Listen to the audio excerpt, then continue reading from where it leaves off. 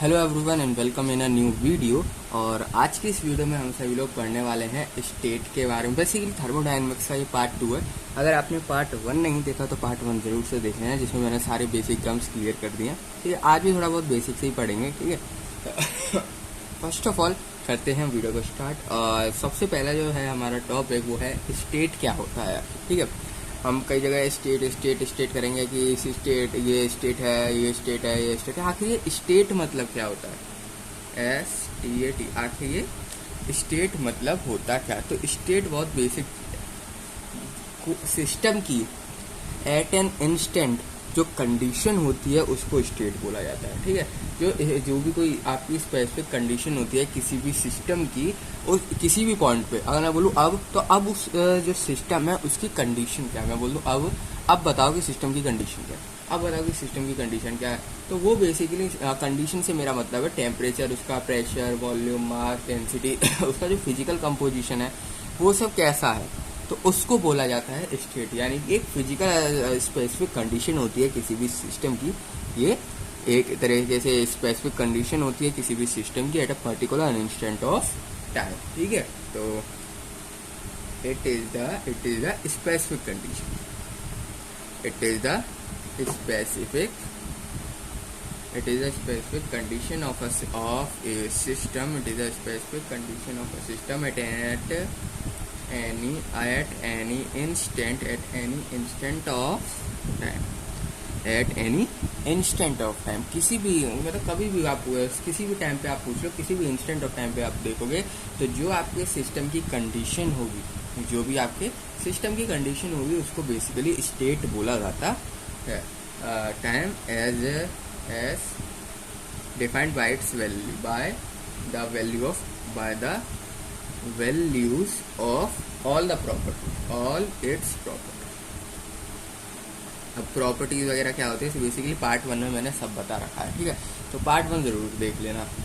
Property से basic term बताऊं जो प्रॉपर्टी बोल रहा हूँ, यानी कि टेम्परेचर, प्रेशर, यानी जो भी आपका सिस्टम है वो एट अ पर्टिकुलर इंस्टेंट उसका टेम्परेचर क्या है, उसका प्रेशर क्या है, वॉल्यूम कितना है उसका।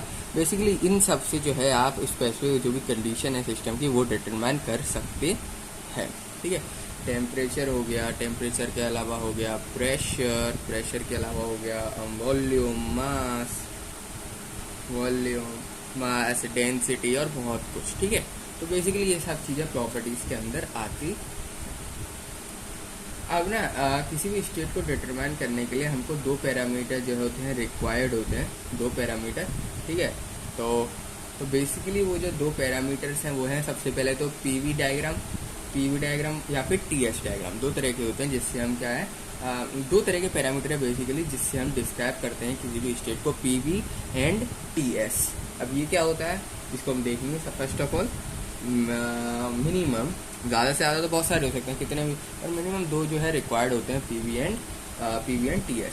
ठीक है, अब समझ गए होंगे पीवी का मतलब क्या होता है, टीएस का मतलब क्या होता है। ठीक है, तो minimum 2 parameters are required. 2 parameter है जो कि रिक्वायर्ड होते हैं to describe the system, to describe the state of a system. ठीक है, कौन कौन से या तो पीवी हो गया या तो आपका पीवी डायग्राम। ठीक है, PV diagram and TS diagram, PV diagram या फिर टीएस डायग्राम। ठीक है, तो बेसिकली इससे आप डिटरमाइन करते हैं। अब स्टेट के बारे में तो हमने जान लिया कि मतलब स्टेट होता क्या है। दूसरी चीज आती है आपका प्रोसेस क्या होता है। क्या चीज? प्रोसेस। अब ये प्रोसेस क्या होता है? प्रोसेस भी बहुत ही सिंपल चीज है, यानी कि प्रोसेस मतलब जो आपका सिस्टम है कोई चेंज दे रहा है, चेंज को शो कर रहा है, कोई चेंज आपका जो सिस्टम है वो शो कर रहा है। किसी भी स्टेट पे आपका जो सिस्टम है कोई ना कोई चेंजेस अगर शो कर रहा है तो उस चेंज की प्रक्रिया को सिंपली प्रोसेस कहते हैं। उस चेंज होने के स्टेट को हम क्या कहते हैं? प्रोसेस कहते हैं। तो प्रोसेस जो करता है ऑक्यूपाई करता है बेसिकली सिस्टम, जब कोई सिस्टम कोई ना कोई चेंजेस को जो है यहाँ पर अप्लाई, सिस्टम में कोई ना कोई चेंजेस हो रहे हैं जिसका मतलब प्रोसेस। ठीक है, तो process process occurs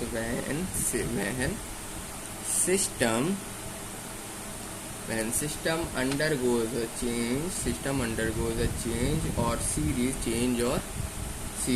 of changes in the state of system in the state of system। ठीक है, तो बेसिकली ये प्रोसेस आपका कहलाता है।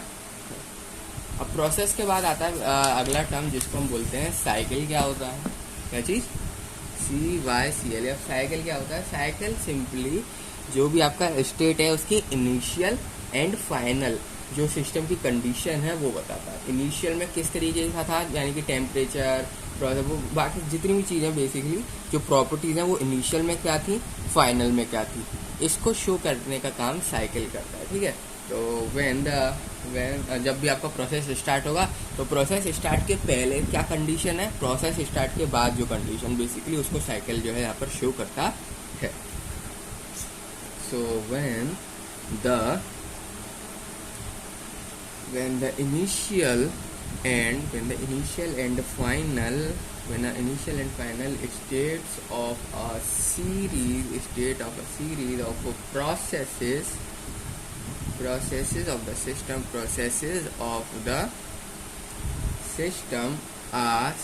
are identical प्रोसेस सिस्टम और identical, then it is called cycle. याद रखना जो चेंज हो रहा है प्रोसेस वगैरह, सिंपली प्रोसेस स्टार्ट होने के समय, प्रोसेस खत्म होने के समय चेंज हो गया, जो भी होना था सब हो गया। अगर इनिशियल और फाइनल जो है आपके सेम है, इनिशियल जो पॉइंट था, फाइनल पॉइंट है, दोनों आइडेंटिकल हैं, दोनों के दोनों सेम हैं, देन हम उसको साइकिल बोलेंगे। साइकिल मतलब जहाँ से स्टार्ट किया वहीं घूम के वापस आ गए।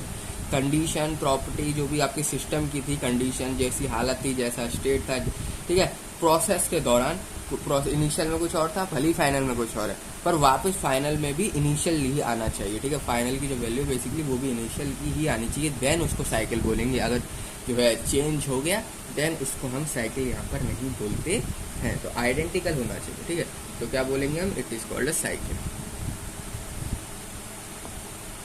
CYCL, it is called a cycle, उसको हम साइकिल बोलते हैं। अब जो बेसिकली साइकिल क्या है, साइकिल बेसिकली यहाँ बता दिया, किसी भी प्रोसेस के दौरान इनिशियल एंड फाइनल कंडीशन यहाँ पर मैच आउट कर जाए, देन इसको बोला जाता है साइकिल। देन इसको क्या बोला जाता है, साइकिल बोला जाता है। देखो एक एग्जांपल में बता देता हूँ, जैसे कि हमारा हो गया, ये ग्राफ से समझाता हूँ। एक pressure PV diagram, I hope आप सभी लोग समझ गए होंगे, पीवी करा था। इसी तरीके से टीएस, पीवी मतलब प्रेशर वॉल्यूम के साथ जो है किसी भी सिस्टम की प्रेशर और वॉल्यूम का डायग्राम, उसको पीवी डायग्राम बोलते हैं। ठीक है, तो जैसे कि यहाँ से स्टार्ट किया, फाइनल पोजीशन यहाँ पर आ गए वापस। ठीक है, यहाँ से स्टार्ट किया, ठीक है, ये रहा पॉइंट, एक है पॉइंट ये रहा, यहाँ से स्टार्ट करते हुए वापस यहीं पर आ गया, इधर था, गोल घूमा, वापस यहीं पर आ गया, then it is called cycle. जब उसको क्या बोला जाएगा, साइकिल। यानी कि यहाँ से इसने शुरू किया और घूम के वापस आ गया, भले यहाँ से शुरू किया तो यो घूम के वापस आ गया, मतलब जहाँ से स्टार्ट हो रहा हो, जहाँ से स्टार्ट हुआ हो, बेसिकली वो साइकिल है। ठीक है, साइकिल ये भी हो सकती है, और क्या हो सकती है साइकिल, मतलब बेसिकली कंप्लीट जहाँ से स्टार्ट है वहीं पर आना चाहिए। डायग्राम से कोई मतलब नहीं है, तो सर्कल टाइप, एलिप्स टाइप बना दिया। आप इस तरीके से बना सकते हो, ये भी एक तरीके से आपकी क्या है, साइकिल। ये भी एक तरीके से क्या है, साइकिल। यहाँ से स्टार्ट करा, यहाँ गए, यहाँ गए, यहाँ गए, यहाँ गए, वापस आ गए, तो ये भी क्या कहलाएगा, साइकिल। ये भी आपका क्या कहलाएगा, साइकिल कहलाएगा। ठीक है, अब एक और स्टेट मैंने आपको बताया, स्टेट क्या होता है, बेसिकली इसको मैं नाम दे दूँ 1 2 3 4। तो बेसिकली 1 2 3 4 ये स्टेट को शो करते हैं। ये किसको शो करते हैं, स्टेट को। 1 पे क्या स्टेट है सिस्टम की, दूसरे पे क्या स्टेट है, तीसरे पे, चौथे पे। साइकिल क्या होता है, 1 2 3 4 4 1 वापस होता है। ठीक है, तो ये बेसिकली आपका साइकिल कहलाता है। साइकिल मतलब जहाँ से शुरुआत किया वहाँ पर, और स्टेट मतलब किसी भी इंस्टेंट ऑफ पॉइंट पे। मैं चाहूँ तो यहाँ क्या है मेरा सिस्टम, यहाँ मैंने रख दिया पॉइंट, अब यहाँ पर सिस्टम की कंडीशन क्या है, स्टेट क्या है, बेसिकली उसकी प्रॉपर्टीज़ क्या क्या है, वो आपका सिंपली स्टेट के अंदर आता है। ठीक है, इसके बाद होता है एक चीज़ जिसको बोला जाता है पाथ। उसके बाद एक टर्म आता है जिसको बोला जाता है पाथ। अब ये पाथ वगैरह क्या होता है, पाथ बेसिक मतलब जो भी आपका ये चेंज हो रहा है, यहाँ इनिशियल ये रहा, फाइनल ये रहा, अब इसके बीच के दौरान ये जो चेंजेस हुए हैं, इसके बीच में ये जो चेंजेस हुए हैं ना, ये पाथ कहलाता है बस। ठीक है, ए इनिशियल, फाइनल, इनिशियल से फाइनल पहुंचते समय जो भी ये चेंजेस फेस किया ना, ये वाली लाइन लंबी सी जो देख रहे हो आप, ये जो भी चेंजेस फेस किया है, इस चेंज को ही हम पाथ बोलते हैं। यही इसी को हम क्या बोलते हैं, पाथ बोलते हैं। तो पाथ क्या होता है,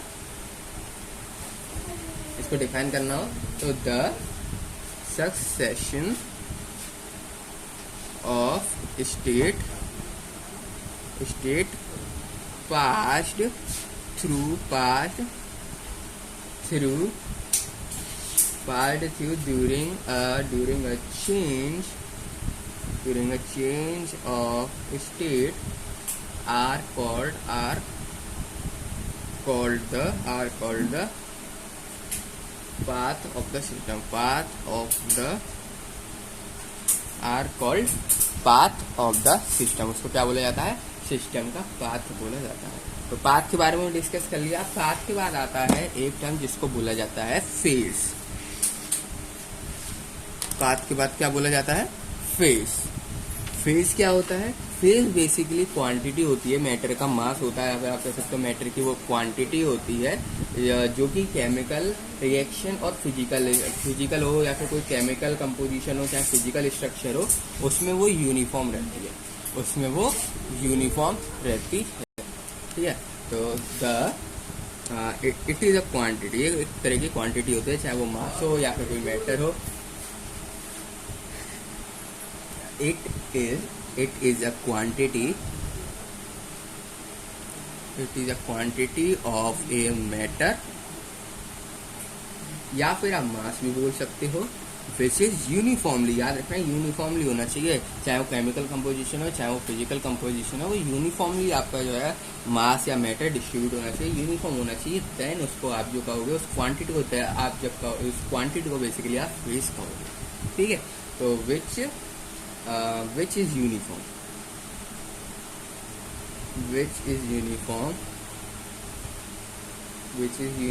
through both in chemical composition and physical structure,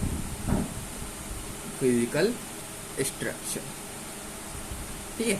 then वो आपका फेज कहलाएगा। और क्या, जो आपके केमिकल कंपोजिशन है यूनिफॉर्म है, इसका मतलब क्या है, इसका मतलब बेसिक सिंपल, यानी कि आपका जो केमिकल कंपोजिशन है सिस्टम में, जो केमिकल्स हैं वो बेसिकली कहीं पर भी किसी भी पार्ट पे भी कोई भी रिएक्शन हो गया सिस्टम में, वो चेंज नहीं हो, देन उसका मतलब होता है यूनिफॉर्म कंपोजिशन, ठीक है। इसका मतलब क्या, किसी भी पार्ट पे जो आपका केमिकल्स वगैरह हैं, बेसिकली केमिकल रिएक्शंस वगैरह जो हो रही हैं, वो किसी भी पार्ट पे सिस्टम की यूनिफॉर्म रहनी चाहिए, हर पार्ट पे क्या होनी चाहिए, यूनिफॉर्म होनी चाहिए, मतलब एक जैसी होनी चाहिए, जब उसको आप यूनिफॉर्म केमिकल कंपोजिशन बोलते हैं। तो इसको भी आप शॉर्ट में लिख ही लो कि uniform chemical composition means that chemical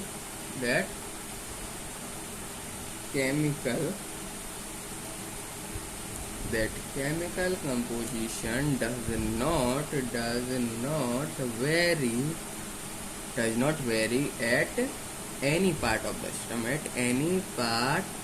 the system, ठीक है। जब आप उसको यूनिफॉर्म केमिकल कंपोजिशन बोलते हो, जब हम उसको क्या बोलते हैं, यूनिफॉर्म केमिकल कंपोजिशन, ठीक है। अब यूनिफॉर्म केमिकल कंपोजिशन के बाद अब यूनिफॉर्म फिजिकल स्ट्रक्चर का मतलब क्या है, यूनिफॉर्म फिजिकल स्ट्रक्चर भी मैंने बोला है ना यहाँ पर।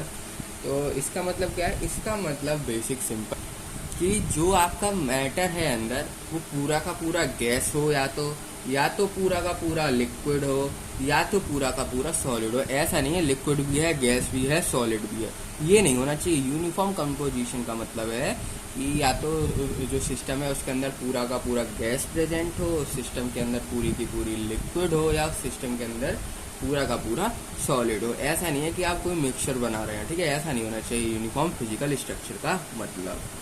यूनिफॉर्म फिजिकल स्ट्रक्चर का मतलब, structure means that matter matter should be in form of all gas or all liquid or all solid। ठीक है, तो मतलब एक जैसा जो है आपका कंपोजिशन होना चाहिए, एक जैसा स्ट्रक्चर होना चाहिए। एग्जाम्पल के तौर पे लिखना चाहो तो लिख सकते हो ice has solid phase. Ice के पास क्या होता है? सॉलिड। वाटर के पास होता है liquid. Water has liquid phase. और वाटर के बाद क्या बना? स्टीम के पास वेपर होता है। स्टीम के पास क्या होता है? वेपर, या फिर आप बोल सकते हो गैसियस फेस। तो आई होप आप सभी लोगों को फेस का मतलब समझ में आ गया होगा। जो भी आपका सिस्टम है वो पूरा का पूरा एक ही तरीके से होना चाहिए, एक ही फिजिकल स्ट्रक्चर होना चाहिए, और कहीं भी उसमें किसी भी पार्ट पे अगर मैं देखना चाहूँ तो उसमें केमिकल कंपोजिशन जो होनी चाहिए वो क्या होनी चाहिए? बराबर होनी चाहिए, एकदम सेम होनी चाहिए। देन उसको यूनिफॉर्म केमिकल कंपोजिशन बोलेंगे। और अगर उसका एक ही मैटर का यानी लिक्विड, गैस, सॉलिड, देन उसको बोलेंगे यूनिफॉर्म फिजिकल स्ट्रक्चर बोला जाता। अब बढ़ते हैं हम नेक्स्ट, जो कि होता है होमोजीनियस क्या होता है और हेट्रोजीनियस सिस्टम क्या होता है। सिस्टम भी आपके ना दो तरीके से और डिफाइंड होता है, जिसको बोला जाता है होमोजीनियस एंड हेट्रोजीनियस। क्या? Homogeneous and heterogeneous, HETEROGENOUS, heterogeneous system. अब ये क्या चीज़ होती है? ये भी बहुत ज़्यादा सिंपल मामला है। सिस्टम जो होता है ना, सिंगल फेज अगर कंसिस्ट कर रहा है, सिस्टम के पास सिंगल फेज है, यानी कि एक सॉलिड ही है, लिक्विड ही है, गैस ही है, देन उसको बोला जाता है होमोजीनियस सिस्टम। ठीक है, जैसे कि ये मैंने फेज वगैरह बताया ना आपको, या तो पूरा सॉलिड है, या तो पूरा लिक्विड है, या तो पूरा गैस है, देन उसको बोला जाएगा होमोजीनियस। और अगर मिक्सचर टाइप है, यानी कि एयर भी है, वाटर वेपर भी है, और क्या कहते हैं उसको, मिल्क, मतलब बहुत सारे कंपोजिशन जितने तुम सोच सकते हो वो सब मिल गए, देन उसको बोला जाता है बेसिकली हेट्रोजीनियस। ठीक है, जहाँ पर दो या दो से ज़्यादा फेज मौजूद हो, बेसिकली उसको बोला जाता है हेट्रोजीनियस। अगर एक होगा तो होमोजीनियस। ठीक है, यानी कि सिस्टम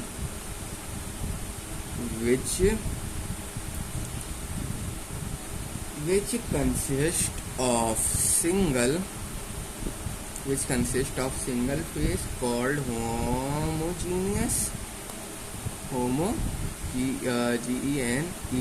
होमोजीनियस सिस्टम बोला जाता है। एग्जाम्पल के तौर पे आप लिख सकते हो, जैसे हो गया, जैसे कि एग्जाम्पल हो गया यहाँ पर आइसोक्टेन हो गया, या तो मिक्सचर हो गया आपका सिंपली वाटर का और मिल्क का मिक्सचर। ठीक है, यहाँ इस तरीके से mixture MIXTUR, mixture of water and milk, या तो mixture of air and water vapour का mixture of air and water vapour. तो बेसिकली ये आपका होमोजीनियस बोला जाता है। और हेट्रोजीनियस क्या होता है? वो system which consist of two or more phases are called heterogeneous, heterogeneous system। क्या बोला जाता है? हेट्रोजीनियस सिस्टम बोला जाता। एग्जाम्पल के तौर पे आप लिख सकते हो, जैसे कि mixture of ice and mercury, mixture of ice and mercury. और क्या हो सकता है? आयरन पीस का और केरोसिन का, लकड़ी का और ऑयल का, ये सारे आपके मिक्सचर है। Mixture of iron and kerosene और mixture of wood and oil भी आप लिख सकते हो, वो भी आपका जो है हेट्रोजीनियस में आता है। तो सिस्टम के बारे में आपको यहाँ पर पता चलेगा कि सिस्टम दो तरह के, होमोजीनियस हेट्रोजीनियस। होमोजीनियस सिस्टम जो कि सिंगल फेज कंसिस्ट करें, एंड हेट्रोजीनियस मिक्सचर यानी कि जो कि दो या दो से ज़्यादा फेज को कंसिस्ट कर रहे हैं, तो वह हेट्रोजीनियस के अंदर आता है। अब एक टर्म होता है प्योर सब्सटेंस। क्या होता है? Pure substance. Pure substance. अब प्योर सब्सटेंस क्या होता है? वो सब्सटेंस जो कि मतलब सिंपली प्योर सब्सटेंस वो सब्सटेंस कहलाते हैं जो कि सिंगल होते हैं, मतलब सिंगल सब्सटेंस होते हैं, ठीक है। यानी कि उसके अंदर मॉलिक्यूल जो होते हैं वो क्या है, मॉलिक्यूल का स्ट्रक्चर जो होता है वो बेसिकली सेम रहता है, चाहे एनर्जी की ट्रांसफर कितनी भी हो, एनर्जी ट्रांसफर कितनी भी हो, जो उसका मॉलिक्यूलर स्ट्रक्चर होता है वो सेम रहता है, अनवेरिंग होता है, ठीक है। अनवेरिंग यानी वो वेरी नहीं करता, चाहे कितना भी एनर्जी का आप ट्रांसफर कर दो, उसका जो मॉलिक्यूलर स्ट्रक्चर होगा वो अनवेरिंग ही रहेगा, और सिंगल सब्सटेंस होना चाहिए। प्योर सब्सटेंस मतलब सिंगल सब्सटेंस, ठीक है। तो a pure substance is a single substance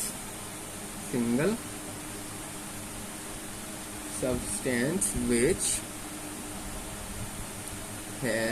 has unvarying, ठीक है। unvarying जरूर लिख देना, unvarying VARRYNG, unvarying molecular structure, ठीक है। unvarying MOLECULAR molecular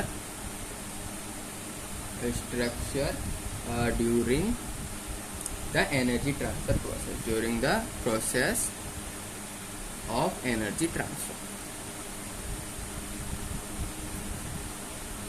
देन आपका वो सब्सटेंस प्योर सब्सटेंस कहलाता है। ये क्या क्या कंसिस्ट कर सकता है? ये इसके अंदर वन फेज होना चाहिए, और जो केमिकल कंपोजिशन है वो सेम होना चाहिए हर फेज में। बेसिक जो मैंने अभी ऊपर बताया आपको, वैसा ही होता है प्योर सब्सटेंस का, यानी कि जिसका जो है वन फेज होना चाहिए। इट में कंसिस्ट वन फेज, इट में एग्जिस्ट, कंसिस्ट में नहीं, एग्जिस्ट इन मोर देन, तो ये ना एक फेज नहीं, एक फेज से ज्यादा होना चाहिए, ठीक है। क्या होना चाहिए? एक फेज से ज्यादा। इट में exist in more than one phase, एक फेज से ज्यादा होना चाहिए, पर जो केमिकल कंपोजिशन है वो सेम होना चाहिए, केमिकल कंपोजिशन सेम होना चाहिए, और जो इसका फेज होता है बेसिकली वो ज्यादा होना चाहिए, वो एक से ज्यादा मोर देन वन होना चाहिए, ठीक है। But chemical composition is same, but chemical composition is same, but chemical composition is same in all the phase, basically chemical composition मैंने अभी आपको बता दिया है, ठीक है, वही सेम चाहिए ऑल द फेज। एग्जाम्पल के तौर पे आप लिखना चाहो तो लिख सकते हो। क्या क्या इसके एग्जाम्पल हो सकते हैं? इसके एग्जाम्पल हो गए जैसे कि mixture of water, liquid water and liquid vapour, यानी कि स्टीम, वाटर और स्टीम के बीच में, ठीक है। मिक्सचर ऑफ लिक्विड वाटर का मतलब पानी, ठीक है, और वाटर वेपर मतलब स्टीम, ठीक है। तो liquid water and water vapour, liquid water and water VAPOR, liquid water and water vapour. Water vapour मतलब स्टीम लिख लो आप ब्रैकेट में, ठीक है, आपको याद रहेगा। तो बेसिकली ये आपने सिंपली जो है आपका प्योर सब्सटेंस में आते यही बात थी, बेसिक टर्मिनोलॉजी की, ठीक है। यही था जो था। तो इस वीडियो में इतना ही, मिलते हैं आप सभी लोगों से नेक्स्ट वीडियो में। तो वीडियो को लाइक और चैनल को सब्सक्राइब जरूर से कर देना, क्योंकि आगे कार्बोनेट साइकिल पता नहीं क्या क्या जो है, अभी तो थर्मोडायनेमिक्स दोनों लॉ बचे हैं, मतलब है बहुत सारी चीज़। अगर आपने पार्ट 1 नहीं देखा तो फर्स्ट ऑफ ऑल पार्ट 1 जरूर से देख लेना, सारे बेसिक टर्म्स मैंने क्लियर कर दिए हैं, ठीक है। वीडियो थोड़ी लंबी है पार्ट 1, पर उसमें मैंने सब चीज़ आपको बता रखा, तो वो वीडियो जरूर से देख लेना। देन ये तो आपने देखी। मिलते हैं आप सभी लोगों से नेक्स्ट वीडियो में।